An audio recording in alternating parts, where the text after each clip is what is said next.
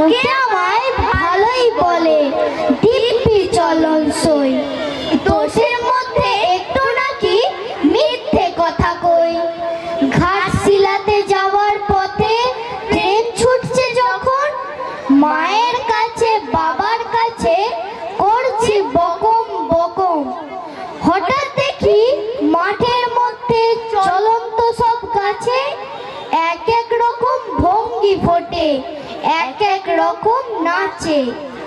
ও মা দেখো নৃত্যনাট্য। যেই বলেছি আমি, মা বকে দেয়, বড্ড তোমার বেড়েছে ফাজলামি। চিড়িয়াখানার নাম জানো তো? আমার সেজো মেশো আদর করে দেখিয়েছিলেন পশুরাজের কেশর। কদিন পরে চুন খসানো দেওয়াল জুড়ে একই ঠিক অবিকল সেই রকমই মূর্তি যেন দেখি।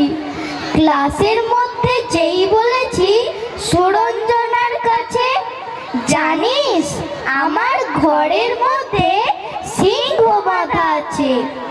শুনতে পেয়ে দিদিমণি অমনি বলেন, শোনো এসব কথা আবার যেন না শুনি কখনো। বলি না তাই সেসব কথা সামলে থাকি খুব, কিন্তু সেদিন হয়েছে কি এমনই বেয়াকুব। আকাশ পারে আবার চোখ গিয়েছে আটকে, শরৎ মেঘে দেখতে পেলাম রবীন্দ্রনাথকে। নমস্কার।